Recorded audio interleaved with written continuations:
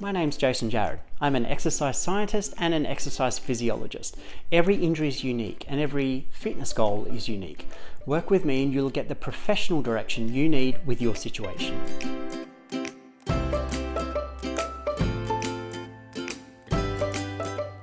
Welcome back to another episode. Today I have a client and a friend of mine joining me, Elisabeth. Elisabeth will be talking quite a bit today about her journey, which is something that I think a lot of you will be able to relate to when it comes to things like exercise and rehabilitation. Welcome, Elisabeth. Thank you, Jason. So, I guess fairly open-ended to start with. Tell us about your journey, what your injury was, how exercise affected it. Okay, so I have had two major brain surgeries, and the first one was April 2017 and the second one May 2018. So generally I haven't been able to exercise. I haven't been able to function with a balanced mind, been able to focus or anything. So it's just been after just under a year of being discharged from rehab, I said to myself, all I want to do is be able to exercise, to be able to feel that sense of meanness, which I do now feel after exercise. Yeah, interesting. So you say that sense of meanness. How, when it comes to that sort of thing, for most of us who wouldn't know what it's like to have a brain surgery, what, I guess if we start at that point, what do you feel, how did that part of your journey affect you? Because I imagine that would be quite significant. So prior and after that sense of meanness, what, can you talk a little bit more to that? Yeah, sure. It was like I used to be this incredibly, still am positive, incredibly resilient person. However, now I have to use many tools and many resources that were just built into me naturally after years of just being that way, because the part of my brain that's affected is the part of yourself that sort of has the ability to be the wise man or woman in the watchtower, that any little bit of stress or any little bit of drama or anything going on in life that's not that comfortable, I would in the past be able to just chill out and it wouldn't affect me. However, now, because of the part of the brain that's affected, there's this huge sense of stress and reaction and, oh my goodness, anxiety, what's going on, you know. And so the big part of being me again is feeling there's something missing. I just cannot work it out. And I just need to be able to feel that sense of resiliency, which is now really starting to return since I met you, Jason. And I came in here and started being a client of yours with exercise physiology.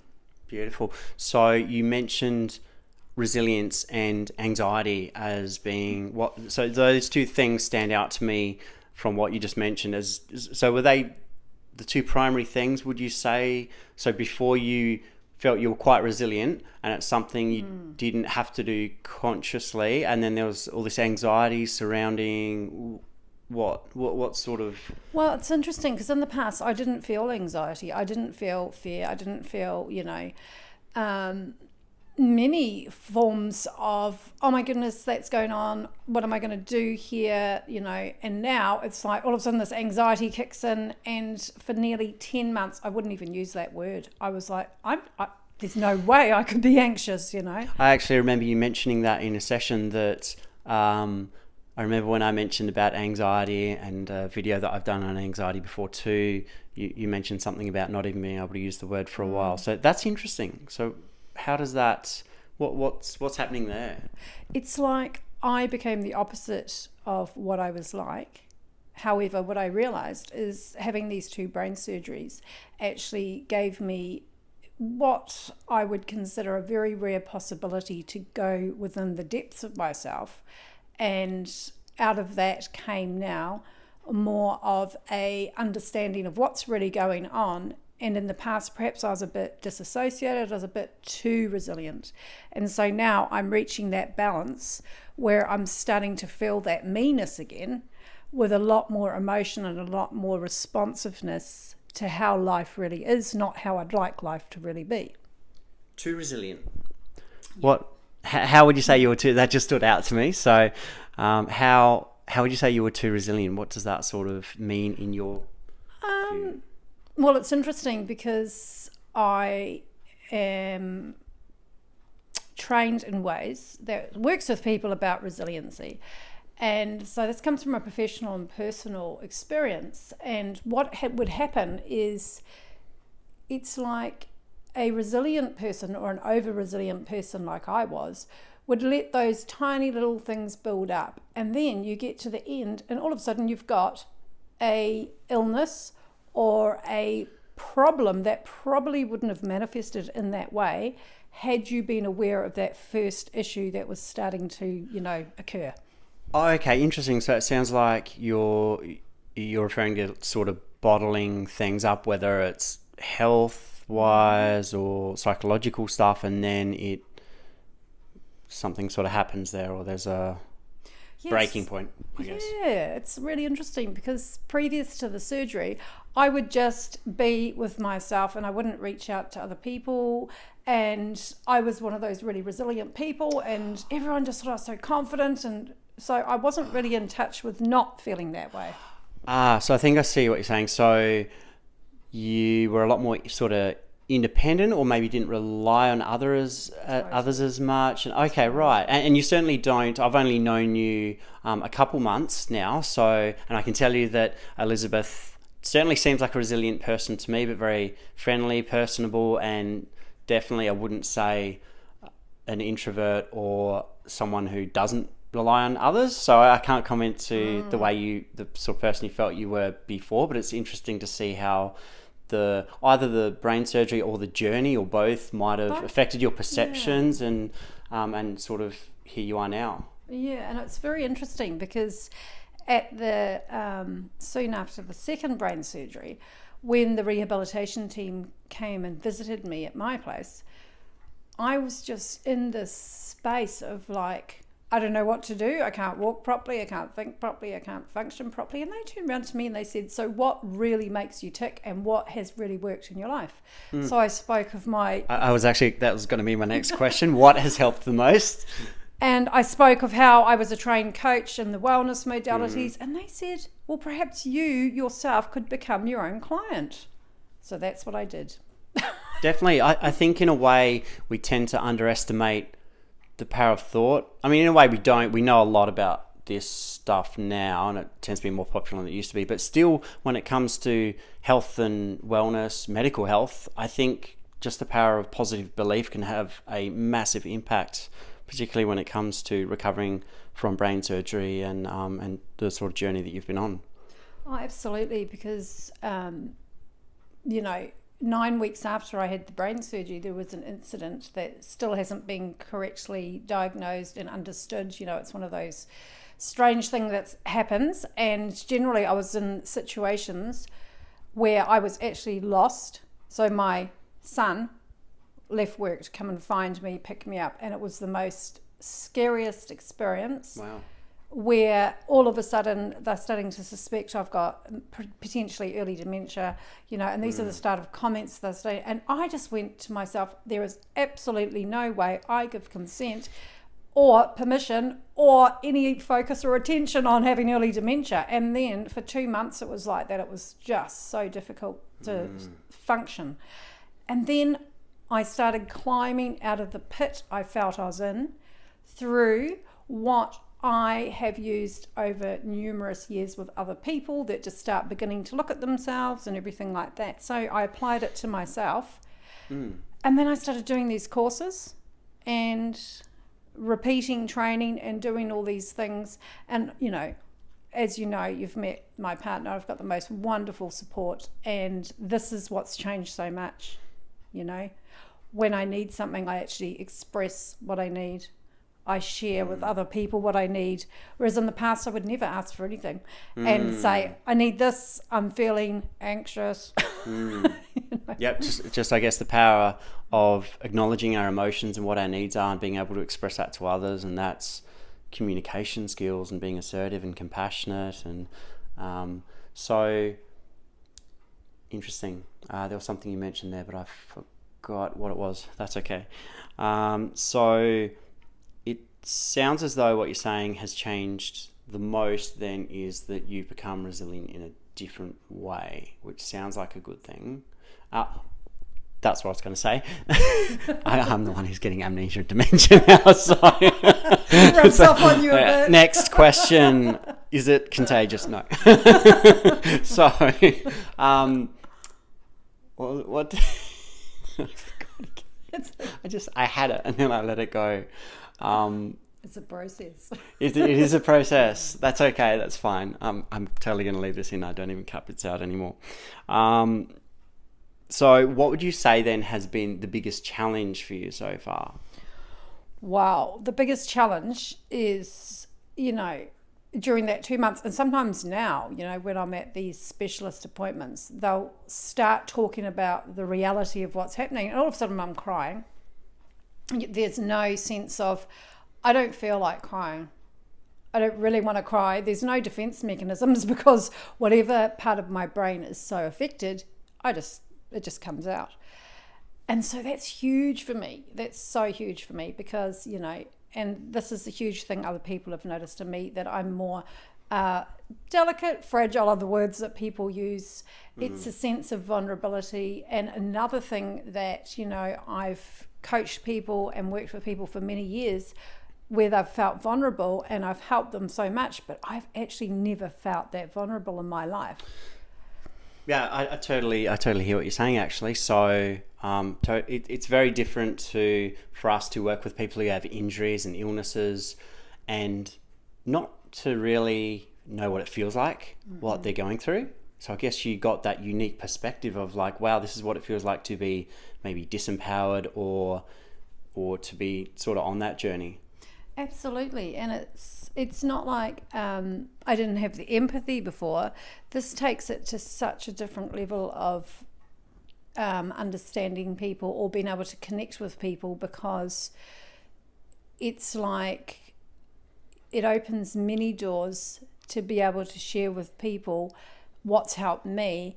And those people are really happy to listen to somebody like me because I really know what it's like to be in that pit, because that's what it was like. It was like being at the bottom of the bottom of the bottom and not even knowing how you're actually going to come out of it, because there's no medication, there's no treatment, there's no nothing that can be done when your brain's in that situation. It's a matter of just having to have trust and hope and belief in yourself. And I would lie there for hours a day and I would say to myself, you're worth this, you're worth a wonderful life. And I would visualize and I would just put so much time and energy into everything. And then they started saying to me, Elisabeth, do you realize how grateful you are all the time? You're always saying. And that's the other thing. I just became grateful for every single moment of what felt to me like sanity and breakthroughs. And yeah, that's so key. I think what you just elaborated on there is so key, particularly with the mindset stuff, being grateful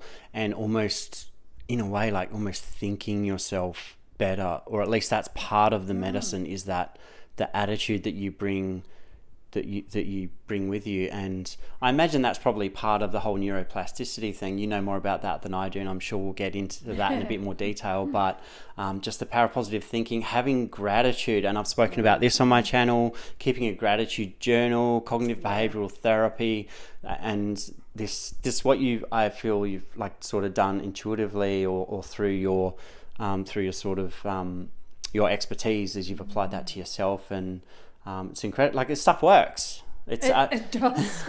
It works. I'm living proof. It really does. It's like you're in that space and you really don't have any other hope. And that's the only reality I can explain it, because I'd go to rehab and I was so debilitated in a sense that I couldn't write properly. So in my gratitude journal, sometimes it was just thanks.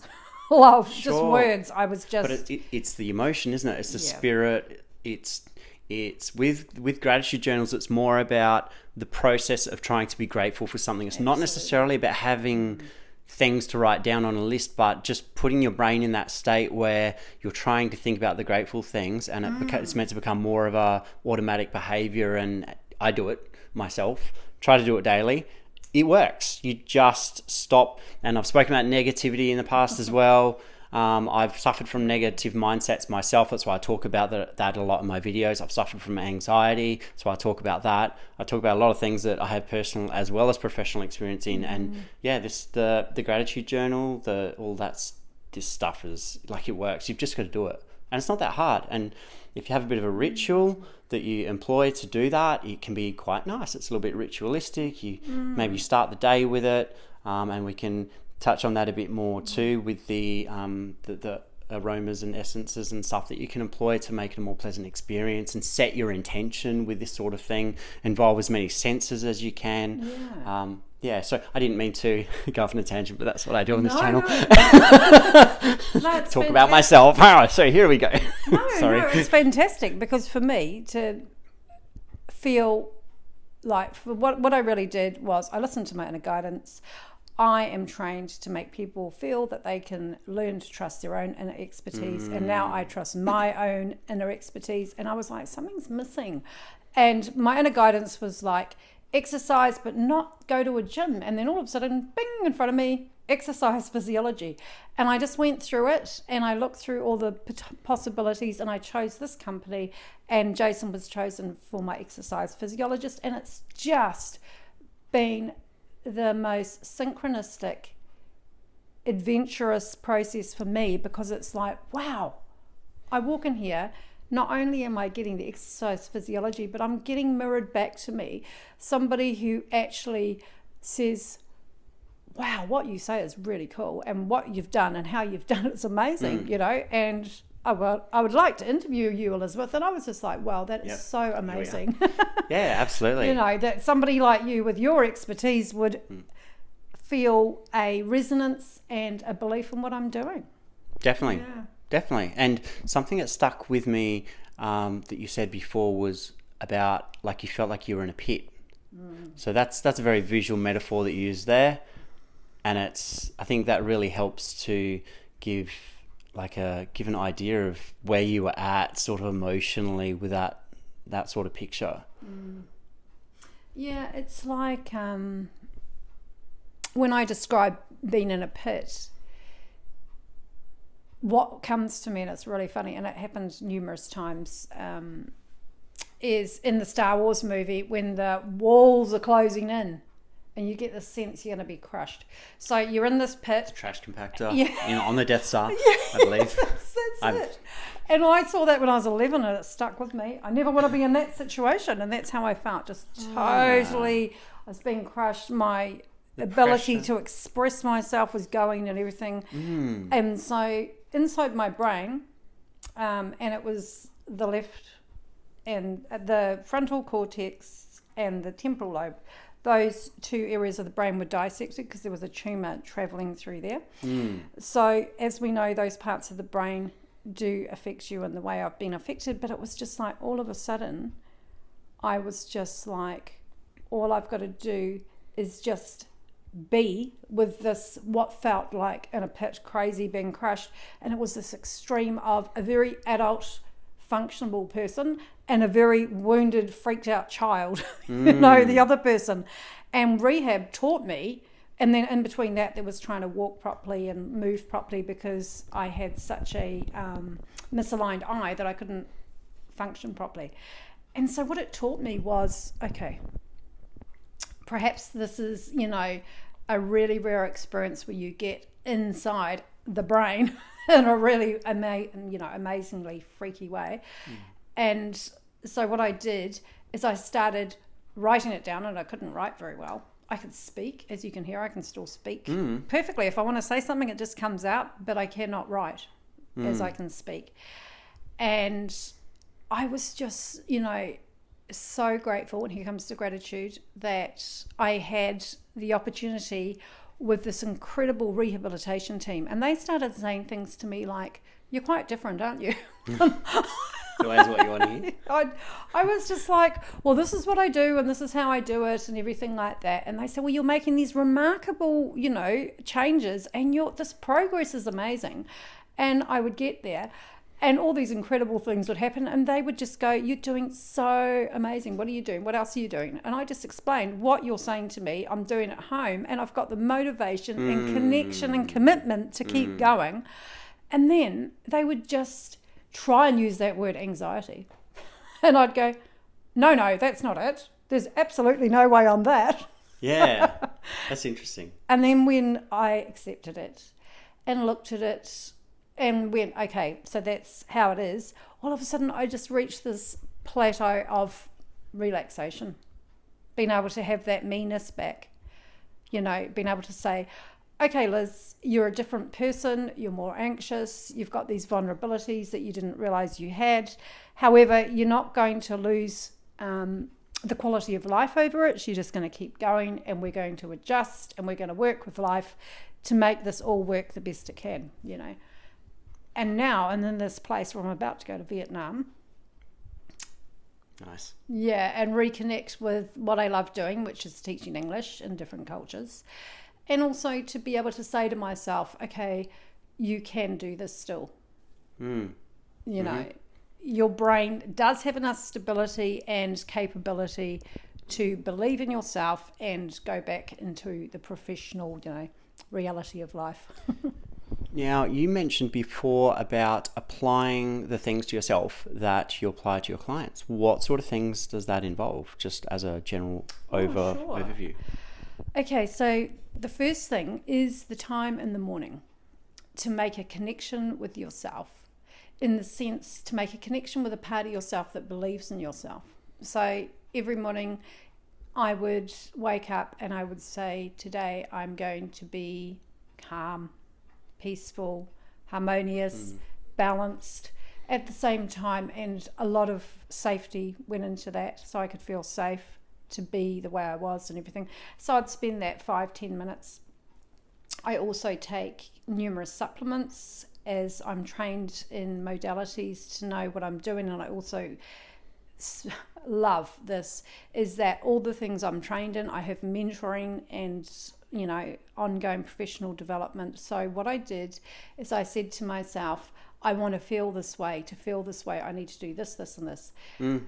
So I did lots of worksheets, mind maps. Mind maps work really well for me. Yeah? Absolutely. Yeah, because it's like with a scrambled brain, because that's what it's like. If I just wrote the words, say, empowerment, that's one that I absolutely love. And I know that you've spoken about it before. Yeah, just did a video on it, empowerments. And for, your journey and anybody really who has an injury or just in fitness in general, it's all about empowerment, isn't it? It's all about having the tools to do what you need to do, feeling empowered and not feeling too reliant on somebody else, really. Absolutely. I think, yeah. Of course, you've got your professionals, you need guidance and this sort of thing, but you also need your empowerment, and it's just a feeling, really, isn't it? Yeah, and it's a very different feeling, because it's like if I wake up and I haven't got that sense of self-empowerment, then my day goes downhill. Whereas in the past, before the surgeries, I could pretend I was okay and put on a happy face and a mask. Now I don't have that capability. It's like this raw richness of life. And so I have to spend this time, and I use, essences and remedies and all sorts of things. And I generally live in a very holistic way to balance all the different parts of myself to reach, the best quality of life. Whatever tools you've got. And you mentioned doing worksheets and such. So you're currently, or I should say so after seeing my videos, Elisabeth and I are collaborating now on a workshop, but really it's her brainchild. So you've done a lot of work on a workshop which has all that stuff in there, and it's a wellness or holistic workshop, which means it ties together different domains of that sort of mental health, wellness, the gratitude journal type stuff, but in like worksheets, so stuff that people can actually do. So it ties together that with nutrition, biology, with exercise when I finish my work and put it in there. And this is, so it's all very medical health based, but at the moment there just seems to be a massive disconnect between all of these different domains and people. So it's almost like professionals either can't or aren't or won't talk to each other, and there's sort of it's very disconnected. So and this workbook's amazing, and I think the workbook I've developed, a very little one for my own clients. It's funny because it's essentially the very minimalist, almost initial concept of what Elisabeth has been working on for years. So it's yours is like you've got everything in there, and it's I guess that's why we've started collaborating on that. Yeah, and I can tell you something pretty crazy actually, because in 2014 I started designing this workshop, and the area of the brain I focused on was the amygdala. And of course now my amygdala is very different. Yeah. Isn't that amazing? Yeah, it is. And so the workshop I've done now is the progression of my recovery, and me saying, if anybody was like me and they did these things, I know it works. Yep. It's like, it really works. And it's not about this particular way of doing anything. It's about a person allowing themselves to say, this is in congruence with me, and to be able to discern ways to have the best life possible. And these are just like tools and a bit experiential, where we have a lot of fun and we get together and we try out these different things, including holding parts of the brain and being able to actually understand this part of the brain does that. And when we look after this part of the brain, and this is where coming here, and having this exercise supervision and mentoring has just taken me from my brain still not being able to focus 100% to me going, wow, if I can just keep doing this. And I've overridden quite a few, inconsistencies that I had. So. Oh, that's great. I didn't even have to fish for those compliments or anything. I swear, we didn't plant that in. We didn't agree beforehand that you should say that. Or no, that's good, and I'm glad that you've had that experience. I guess if there was one thing that you recommended to people with injuries and disabilities, like based on your journey, what I mean, you've spoken a lot about mindset, but what would you tell people? What would you recommend if you had a message for people with injuries and disabilities who were trying to recover? To believe in themselves and say, this is what I want, and to trust yourself and go searching for that person, profession, wellness practitioner or course or anything that resonates with you, because I truly believe that when we put the time and attention into what we truly believe we feel we deserve, we get it, and it's about saying to the doctors, to the specialists, and of course they mean their best and they're doing their best, but if something doesn't feel right, my suggestion is to have a support person there and express yourself and say, as grateful as I am, and I've had this conversation, as grateful as I am to the incredible surgery you've done, because otherwise I would have lost my eye. However, things are not right with me. I'm a different person. I've got these instabilities and imbalances that I didn't have before. Can you help me? And of course, they're not going to feel very comfortable with that. They're not really going to really want you to say that. However, if I don't, I have to go back to the pit, and choose to be down there. And I never want to be down in that pit again. And to tie that back to what you just said, what we feel we deserve, if you feel on a subconscious level you deserve to be in the pit, you'll end up in the pit, I guess. So it's about, just appreciating ourselves and then positive mindset. And it's so difficult to take those steps and everything like that, and that's what this workshop's about. This is why I'm so blown away and so grateful to meeting Jason, because here I was by myself going, how am I going to do this? Then I need to have some sort of professional with the integrity and the fun outlook in life, and this is what Jason has. Absolutely. It's all shits and giggles here at the clinic. Absolutely. And I guess so that workshop's a little way off, isn't it? Are we thinking February then? Because I'm thinking on this video, for anyone who watches it in the future, I'll put a link in the description to whatever website or wherever that they can get more information, and then you can get more information on that workshop. But I think it's going to be pretty neat. It is. It's fantastic because there's already a few people in the medical profession who would like to be guest speakers and want to support this, because what they're saying to me is there's a disconnect, as Jason put earlier, between the patients or the everyday people and the specialists. They're just saying that because I said it first. They actually just copied me. That always happens. It does. I said that. Yeah, for sure. Yeah. And so we're going to create a bridge where people can, really feel empowered through the recovery process, and not necessarily a brain tumor in the sense, but it could be anything right? That's difficult in life where you feel you need the support. Well, they need not even have an injury or illness. It's just lifestyle. And I think that's where we connected, is that my focus is on lifestyle, not just exercise. That's my expertise and profession, but the connection between everything, as I'm always talking about in my videos, particularly the mental stuff, the mental health, the mindset. I think that's so important and so neglected often. So yeah, I think it'll be really good. Any final words before we wrap up? Yeah, no, I just wanted to talk about, how Jason and I are going to create this amazing bridge, and that's what connected Jason and I as well, because both of us have a Bachelor of Health Science, and although I'm more in the wellness modalities, I'm currently completing a Doctorate of Natural Medicine,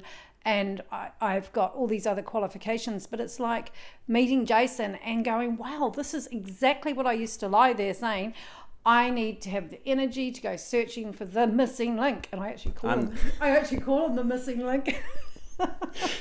On camera now, thanks. Several times over the past month or so.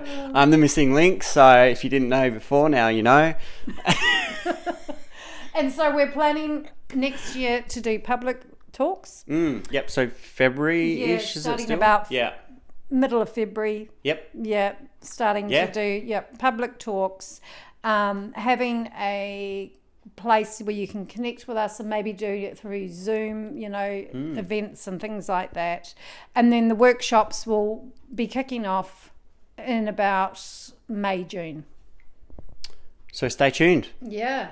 It's exciting. And it is. Thanks very much for joining us today, Elizabeth. Thank you, much Jason. Appreciated. And it's been a real honour to be here. No, it's an honour to have you on, and I think your story will resonate with a lot of people, as well as the lessons or the journey that you've been on, and the workshop that's come out of all of that, really. Yeah. In a way. So yeah. Great. Okay, well, thanks for joining us again, guys. Please feel free, and I encourage you to comment below. Be sure to like and subscribe, and stay tuned for more videos.